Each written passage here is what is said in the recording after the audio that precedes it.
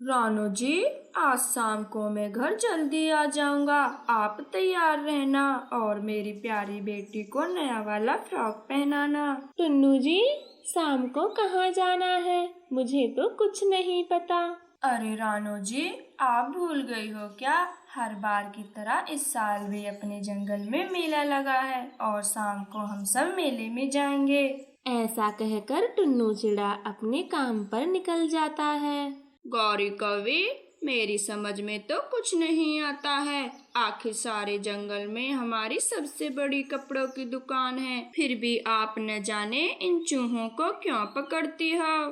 कालू जी, ये चूहे ही मेरे पक्के साथी हैं और इन्हें पकड़ना मुझे बहुत अच्छा लगता है।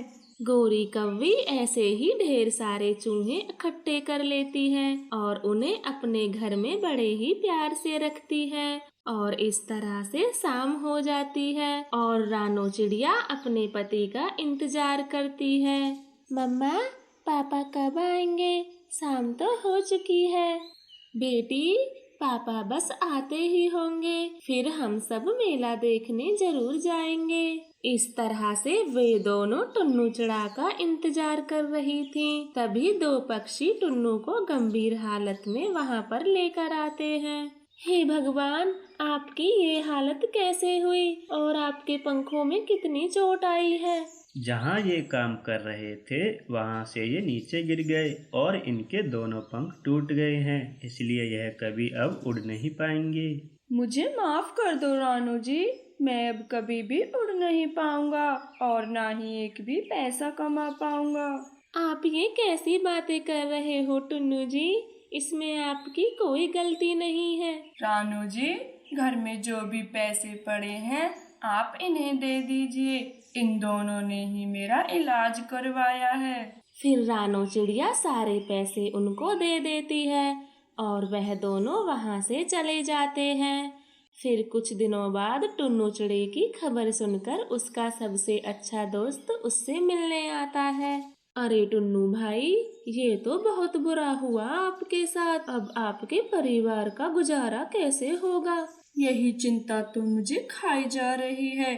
जो भी पैसे जमा किए थे वो मेरे इलाज में खत्म हो गए। अब मेरे परिवार का क्या होगा? वैसे तो मैं तेरी ज्यादा मदद नहीं कर सकता मेरे दोस्त, पर मैं तुझे कुछ पैसे दे देता हूँ। इनसे तू कोई छोटा मोटा कारोबार चला ले।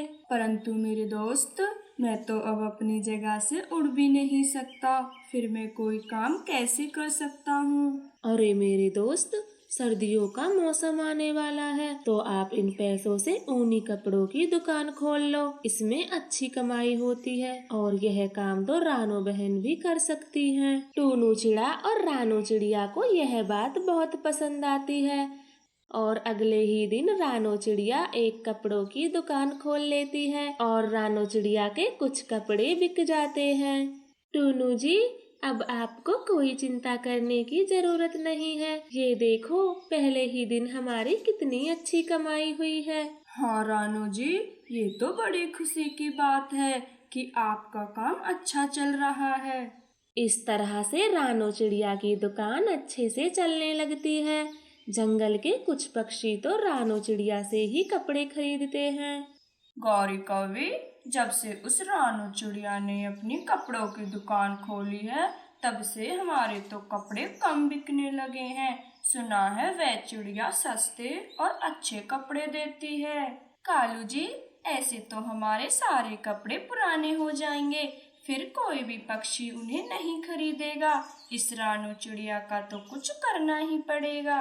ऐसा कहकर वो दोनों रानो चिड़िया के दुकान से जाने का इंतजार करने लगते हैं। कालू जी, आप यहीं पर रुकिए, मैं बस अभी आती हूँ। फिर गौरी कव्वी अपने घर को आती है और अपने सारे चूहों को अपने साथ ले जाती है। गौरी जी, आप इन चूहों को यहाँ क्यों लाई हो? आपको तो पता है ना कि अगर गलती से ये इस पिंजरे से निकल गए तो सारे कपड़े तहस महस कर देंगे। सही कहा कालू जी, ये चूहे तो हैं ही जंगली। इन्हें मैं उस रानू की दुकान में छोड़ दूंगी, फिर उसकी दुकान के सारे कपड़े खराब हो जाएंगे। फिर तो गौरी जी उसका बहुत नुकसान होगा, और वह इतनी अमीर नहीं है जो दोबारा से कपड़े ला सके। रानो चिड़िया दुकान बंद करके अपने घर चली जाती है और चुपके से वे दोनों रानो की दुकान में वे चूहे छोड़ देते हैं। कालू जी, अब सुबह जब वह रानो चिड़िया अपनी दुकान को देखेगी तो बड़ा ही मजा आएगा। ऐसा कहकर गोरी कौवी और कालू कौवा अपने घर आ जाते हैं और सो जाते हैं। जब अगली सुबह रानो चिड़िया अपनी दुकान देखती है तो हे भगवान, ये क्या हो गया? मेरे सारे कपड़े चूहों ने काट दिए। अब इन्हें कोई नहीं खरीदेगा। अब मैं अपने घर का गुजारा कैसे चलाऊंगी? रानो की दुकान को देखने के लिए वहाँ पर गोरी कौवी भी आ जाती है। अरे रानो बहन, आपके तो सारे कपड़े चूहों ने काट दिए हैं। अब आप ये दुकान बंद कर दीजिए और कोई अलग काम कीजिए। नहीं गोरी बहन, मुझे अभी एक आइडिया आया है जिससे मेरे कुछ कपड़े तो सही हो जाएंगे और मेरे पास थोड़े पैसे हैं जिससे मैं नए कपड़े भी ले आऊंगी। रानो की यह बात सुनकर तो गोरी कौवी अपनी दुकान पर आ जाती है। कालू जी, ये रानो तो सबसे ज्यादा मेहनती है। हमने ऐसे न जाने कितनों को भगाया था, पर ये तो उन कपड़ों को ठीक करके वापस से बेचना चाहती है। गौरी जी, आप करने दो उस रानो को मेहनत।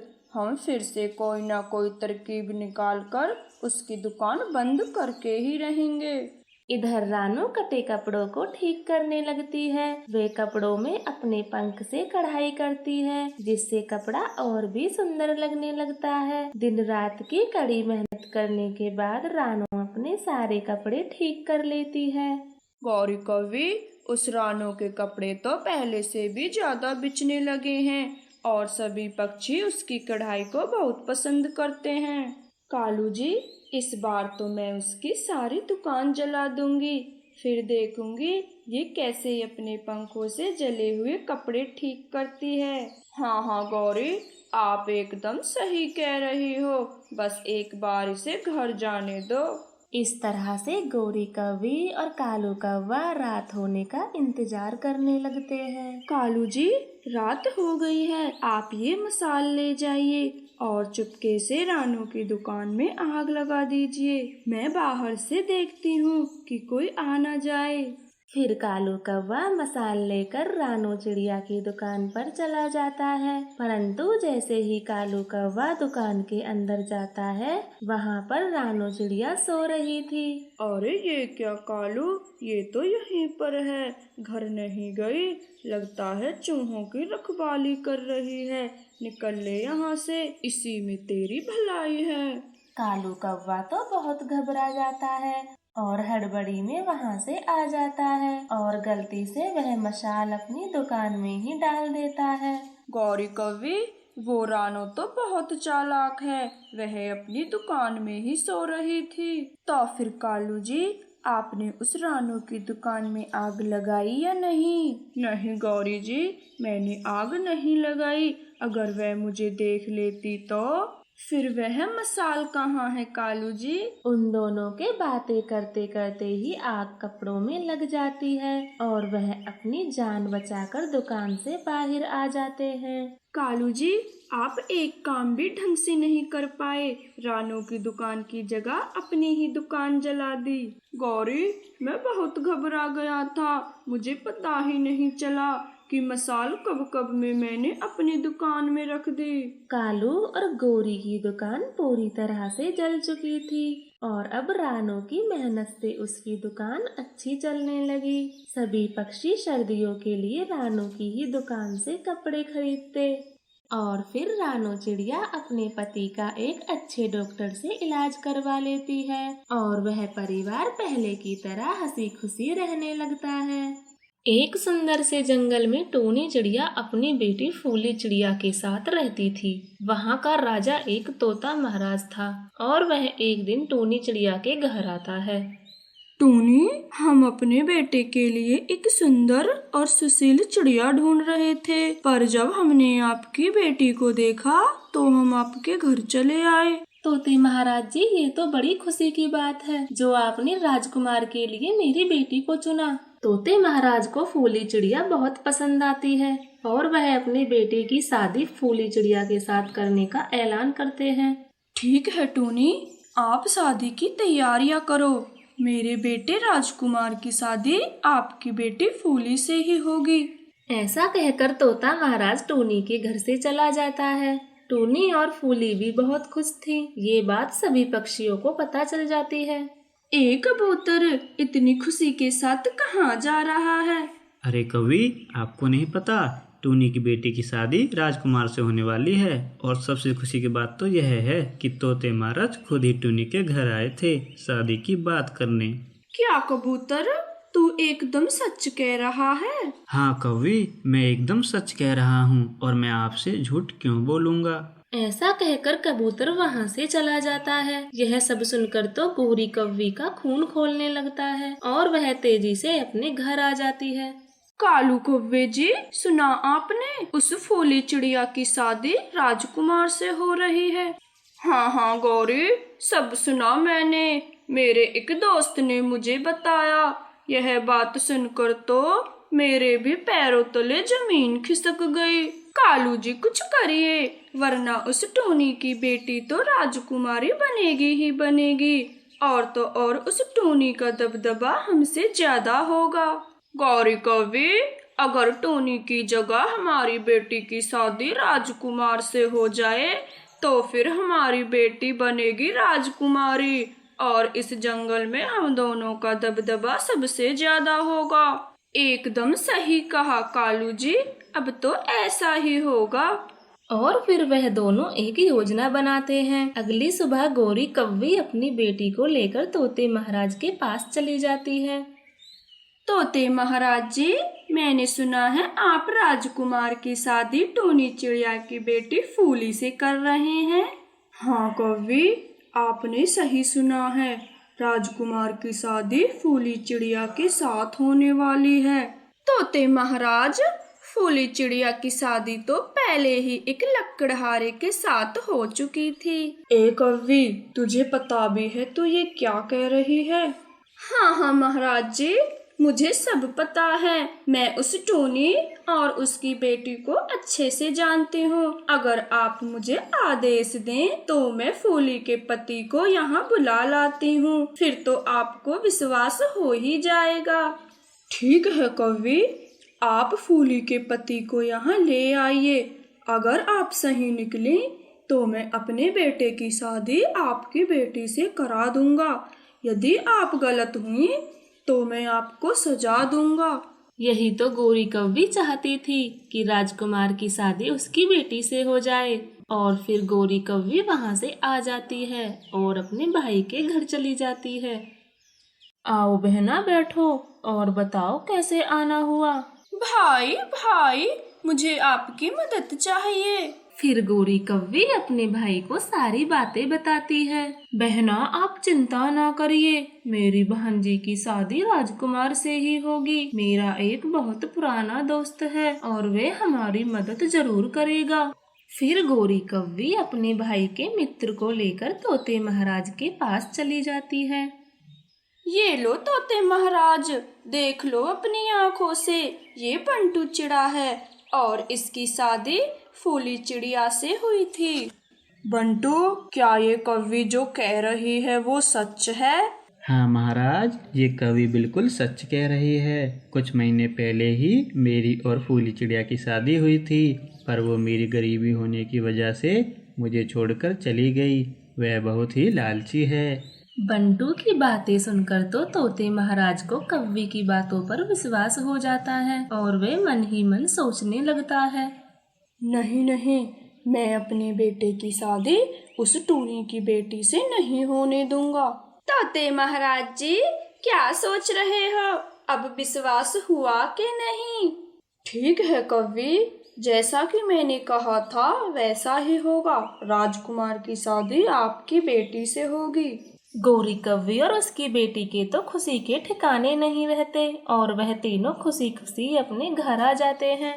गौरी कवि जी, जल्दी से बताएं, तोते महाराज जी ने क्या कहा। और फिर गोरी कव्वी कालू कव्वे को सारी बातें बताती है। अरे वाह गौरी कव्वे, ये तो बहुत अच्छा हुआ। जैसा हमने सोचा था बिल्कुल वैसा ही हुआ। इधर टूनी के घर तोते महाराज का संदेश लेकर एक सिपाही आता है और शादी नहीं होने की खबर उनको बताकर वहाँ से चला जाता है। माँ, अचानक से क्या हो गया जो तोते महाराज जी शादी से इनकार कर दिए? मेरी बेटी, मुझे कुछ नहीं पता। आखिर तोते महाराज ने हमारे साथ ऐसा क्यों किया? मम्मा, मुझ में ही कोई कमी होगी जो तोते महाराज ने शादी से इनकार कर दिया। नहीं मेरी बेटी, ऐसी कोई बात नहीं है। शायद राजकुमार को कोई और पक्षी पसंद होगी, इसलिए उन्होंने आपसे शादी करने से इनकार कर दिया। टूनी चिड़िया अपनी बेटी को तो समझा देती है, पर वह अंदर से मन ही मन बहुत उदास हो जाती है। और फिर ऐसे ही एक दिन कालू कौवा और गोरी कव्वी नदी किनारे बैठे बातें कर रहे होते हैं। कालू कौवे जी, अब मुझसे और इंतजार नहीं हो रहा।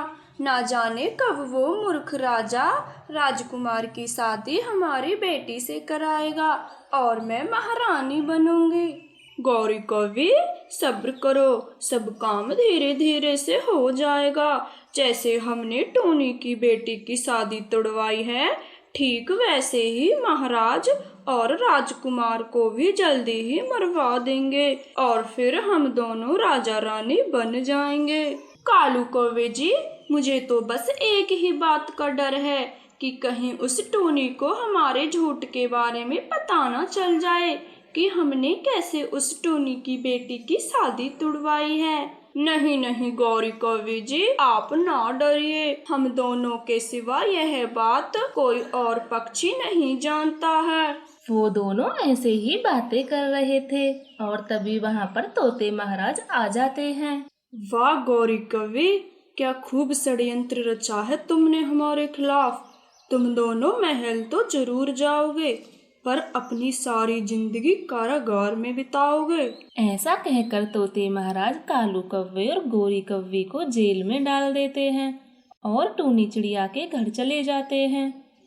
टूनी चिड़िया, आप हमें माफ कर दीजिए, हमने आपका और आपकी बेटी का दिल दुखाया है। तोते महाराज जी, आप ये क्या कह रहे हो? मेरी तो कुछ भी समझ में नहीं आ रहा।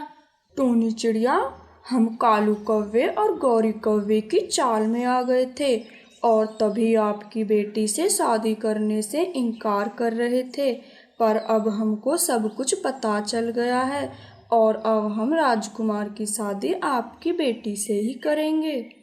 और फिर अगले दिन तोते महाराज जी टूनी के घर बारात लेकर आते हैं और फूली चिड़िया की शादी राजकुमार से हो जाती है और कालू कौवा और गोरी कव्वी अपनी बाकी की जिंदगी जेल में बिताते हैं।